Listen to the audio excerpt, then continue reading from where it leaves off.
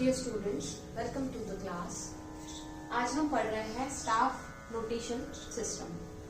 Staff notation system स्वर लिखने की वो पद्धति है जो वेस्टर्न म्यूजिक में फॉलो की जाती है। जिस प्रकार हम पंडित भातखंडे व पंडित पलुस्कर की पद्धति फॉलो करते हैं, तो स्टाफ नोटेशन जो है वो वेस्टर्न म्यूजिक में फॉलो की जाती है। स्वरों को लिखने के लिए, स्वरों को लिपिबद्ध करने के लिए, स्वर लिपिबद्ध करने के लिए यह पद्धति काम में ली जाती है। सबसे पहले हम जानते हैं कि वेस्टर्न म्यूजिक में स्वरों को A, B, C, D, E, F alphabetically नाम से जाना जाता है, लेकिन जब हम स्टाफ नोटेशन की बात करते हैं तो स्वरों को A, B, C, D alphabetically नहीं यूज किया जाता है। जो चिन्ह स्वरों के लिए प्रयोग में आया जाता है वह है यह अंडाकार चिन्ह। यह प्रयोग में लाया जाता है स्वरों को लिखने के लिए। अब जिस तरह हमारे पास स्वरों के रूप हैं कोमल, तीव्र, शुद्ध, उसी तरह वेस्टर्न म्यूजिक में भी रूप हैं। तो तीव्र स्वर के लिए चिन्ह प्रयोग में आता है वह है ये, इसको बोलते हैं स्लैश शार्प। अगर हम स्वर तीव्र बोलते हैं वहां पे बोला जाता है शार्प, तो यह आता है शार्प का चिन्ह। दूसरा जो है कोमल, उसे बोलते हैं फ्लैट। तो फ्लैट के लिए यह चिन्ह प्रयोग में लाया जाता है। तो स्वर लिखने के लिए अंडाकार, अगर स्वर को तीव्र करना है तो शार्प, और स्वर को कोमल करना है तो बी, उल्टा, मतलब लाइक ये वाला स्वर प्रयोग, ये वाला चिन्ह प्रयोग में आएगा। अब स्वरों को लिखना कहाँ और कैसे, तो 11 समानांतर रेखाओं में स्वर लिखे जाते हैं स्टाफ नोटेशन में। यह 11 समानांतर लाइनें मैंने आपके लिए यहाँ पे बनाई हैं।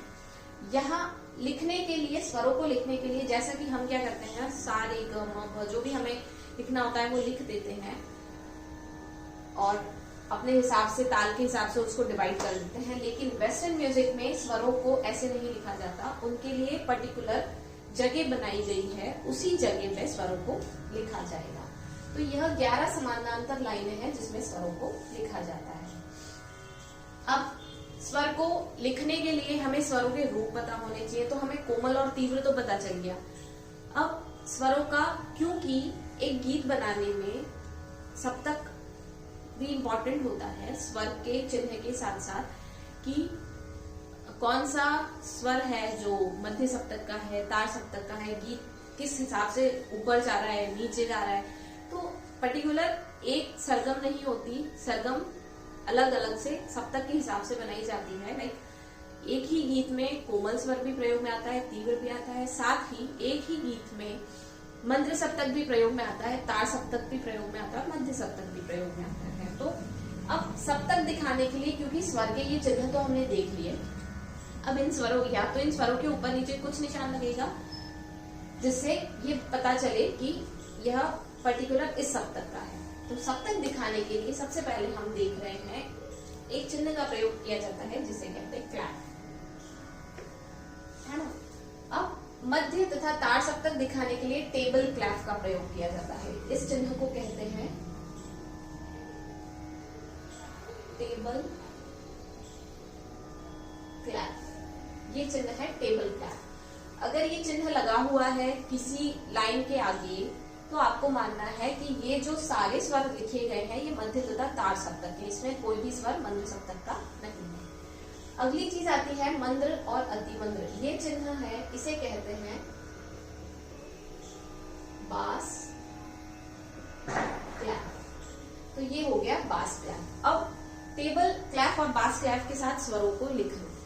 पाश्चात्य संगीत में स्वरों को लिखने के लिए दो चीजें प्रयोग में आती हैं। पहला, क्योंकि हमारे पास लाइन्स हैं, तो स्वरों को लिखने के लिए आप दो जगह हैं, पहला है लाइन के ऊपर, दूसरा है लाइन के बीच में।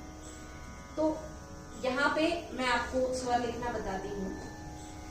सबसे पहला स्वर है हमारा सा, ये आ गया हमारा लाइन के ऊपर।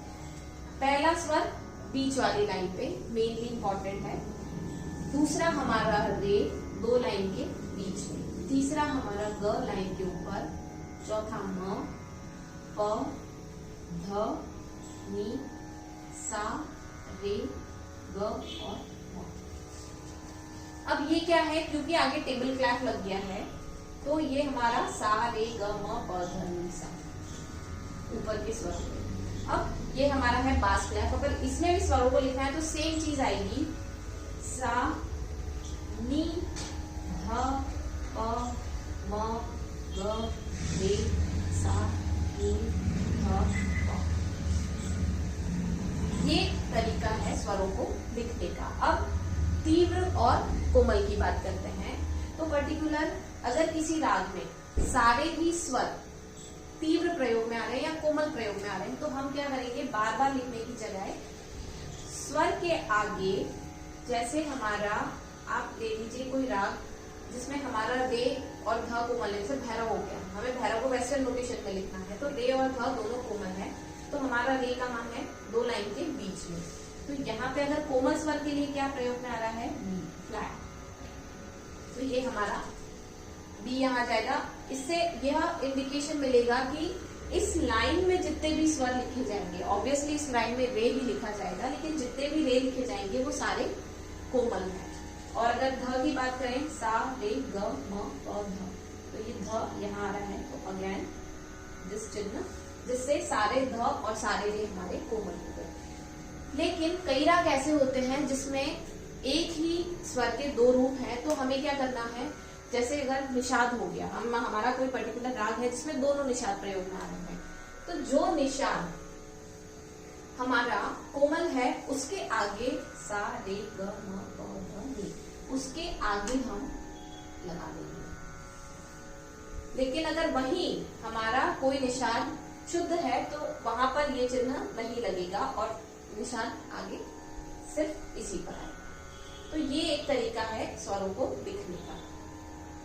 अब ये क्या है, कई बार बहुत लंबी लाइंस हैं और कई बार ये होता है कि किसी राग में मंद्र सप्तक के स्वर बहुत ज्यादा प्रयोग में नहीं आए हैं, तो क्या करना रहा, अगर मंद्र सप्तक के स्वर बहुत ज्यादा प्रयोग में नहीं आए हैं तो स्टाफ नोटेशन सिस्टम वो पद्धति है जो आपको अलाउ करती है कि आप 11 लाइनों की जगह 5 लाइनों में अपना काम कर सकते हैं। लाइक आपने पहली 1, 2, 3, 4 ये हो गया हमारा, this is first, second, third, fourth and fifth. अब हम कोई ऐसा गीत ले रहे हैं जिसकी स्वरलिपि हमें लिखनी है जिसमें मंद्र सप्तक के स्वर कम प्रयोग में आ रहे हैं, तो सबसे पहले हमारा एक चीज होगी वो ये, ताकि सप्तक हमारा क्लियर हो गया। अब हमारा है सा, रे, ग, म, प, ध, ठीक है।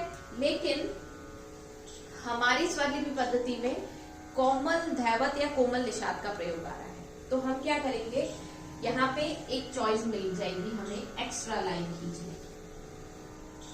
इन 5 के अलावा एक हुई हमारी छठी, जिसमें हम क्या करेंगे, सा के बाद यहाँ नहीं आता है, लेकिन क्योंकि नी नहीं है, हमारा ध है, तो ये हम कर देंगे अपना।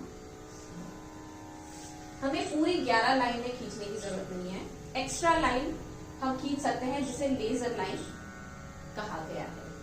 लेजर लाइन से हमें यह सुविधा मिली है कि अगर आप एक या दो ही स्वर, 1-2 लाइन अगर आपको एक्स्ट्रा जोड़नी है तो उसे लेजर लाइन बना के आप जोड़ सकते हो, आपको पूरी 11 लाइनों में स्वर लिखने की जरूरत नहीं है।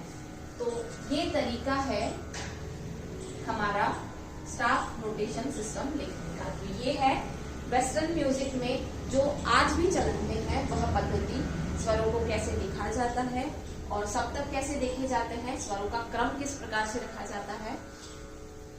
होप आप लोग इसे समझे होंगे। हम अगली क्लास में फिर मिलेंगे। आप सभी का बहुत बहुत धन्यवाद।